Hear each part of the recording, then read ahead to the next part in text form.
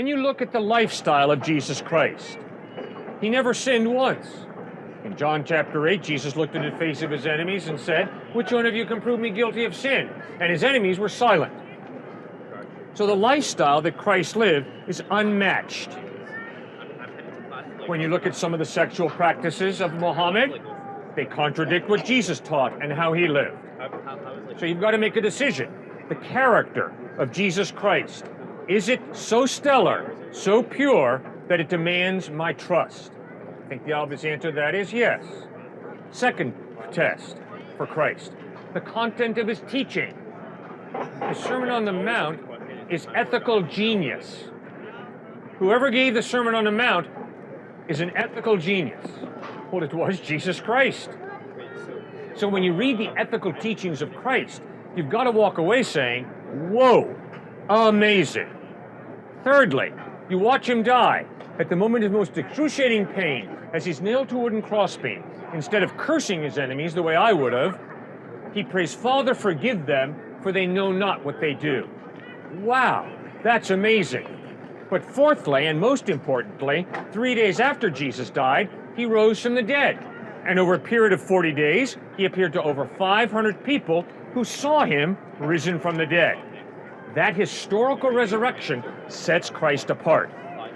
Now, the third point in answer to your excellent question is, if it is true that the reason I'm a Christian is because I grew up in a Christian culture, then what you're saying is, the reason you are whatever you are is because you grew up in that type of culture. So if you're a secularist, the reason you're a secularist is because you grew up in a secular culture.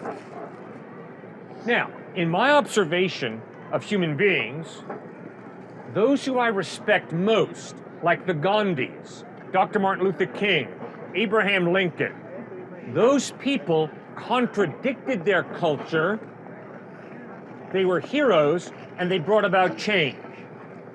So the idea that I have to follow my culture in every way is not true.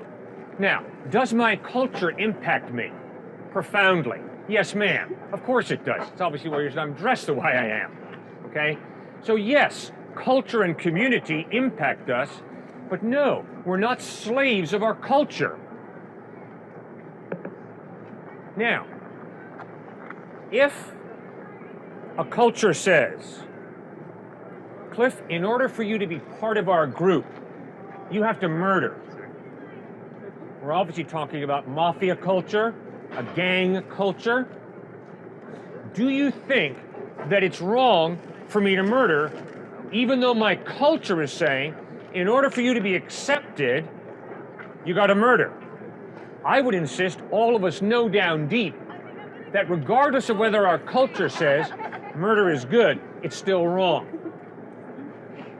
We have rational minds. We have consciences that we can use to critique our culture. And we don't have to go along with our culture. And if you want to be part of a mafia culture or a gang culture, and in order to be accepted in that culture, you have to murder, I think that's a tragic mistake. Does that make any sense? We're just gonna have to agree to disagree. Okay, what do you think? I don't know about the whole culture part, but just your reasons for Jesus Christ, for you, or believing in him over Muhammad, Right. I mean, you're basing his purity already on the fact that you believe in Christianity, that you sinned based on Christianity, but Muhammad might be pure for Muslims. I don't. Oh man, I don't base my view of Jesus on Christianity. I base my view of Jesus on the source documents, the New Testament Gospels. I don't base my view of Muhammad on 9/11. That would be narrow-minded bigotry. I base my view of Muhammad by reading the Quran and finding out, what did Muhammad teach? How did Muhammad treat people? So no, ma'am, that is not accurate to say that I turn to Christianity for my information about Jesus. I deplore the Crusades. I deplore the Inquisition. I deplore the Salem witch trials. I deplore all those Christian ministers that preached that the Bible teaches slavery is good, right here in Texas for years. That is deplorable. But what you've got to realize is that is not what the Bible teaches. That's not what Jesus taught. That is how Christianity has been perverted. And the same is true with Islam. To say, as some people have said to me, oh, Cliff, all I need to know about Islam is 9/11. That's sick thinking. That's bigotry. You want to find out about Muhammad, you don't go to 9/11 and see what some terrorists did to the World Trade Center. Instead, you better be open-minded enough to go to the Quran and find out, what did Muhammad teach? How did Muhammad treat people?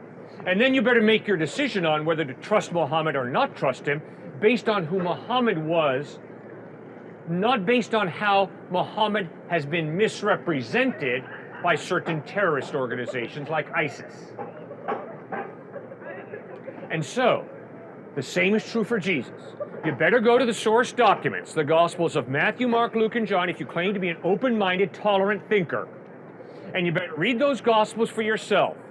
And then you better ask yourself, does the historical evidence of the way Jesus treated people, what he taught ethically, how he died, and how he rose from the dead, does that point to Christ being reliable, or does it point to Christ being a quack?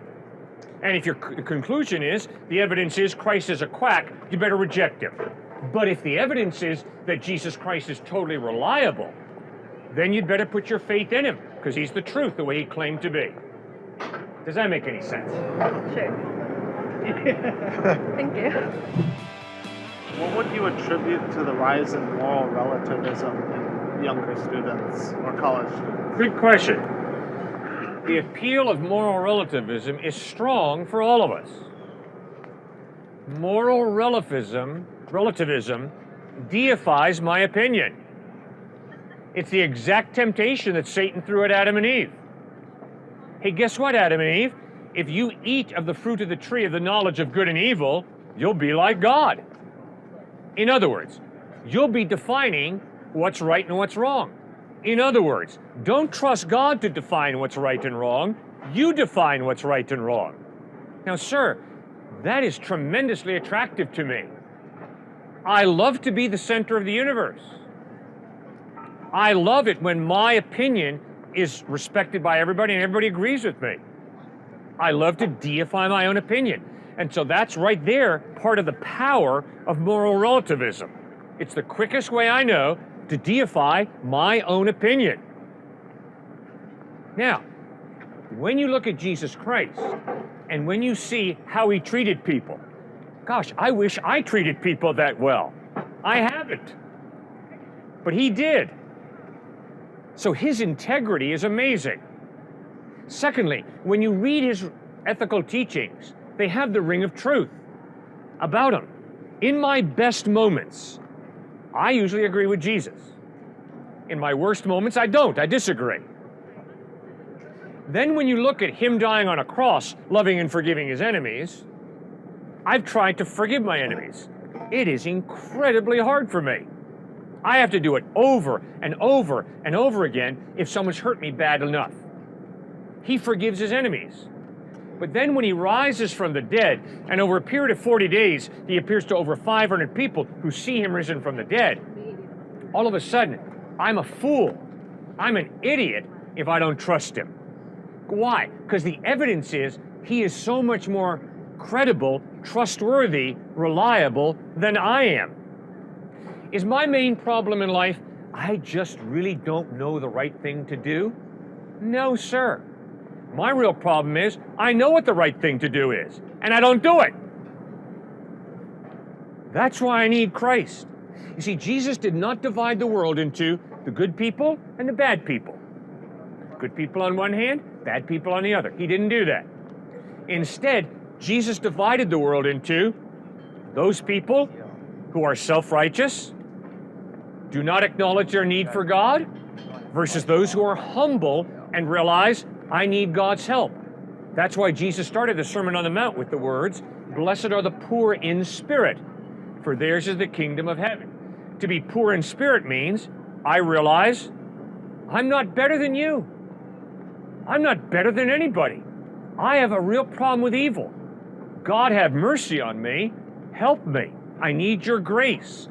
And that's what Jesus Christ offers. And I think a lot of us know this intuitively. We hate religious hypocrisy. We hate someone who pretends to be superior and to have their act together. And, oh, I'm a better person than those wicked people over there. Oh, give me a break. You put yourself in their circumstances growing up in the home they did, you'd probably be doing the same thing, man. But when we meet someone who really understands, I've done evil, I got a problem with evil, and I want to grow. Wow, that's impressive. Well, that's what Jesus Christ says is so important. Get in touch with your own moral fallibility. Don't hide behind some self-righteous, hypocritical religious game. No. Acknowledge that you're a sinner. And Christ says, I bled and died on a cross to forgive you, to reconcile you to God, and to give you eternal life. That's exciting.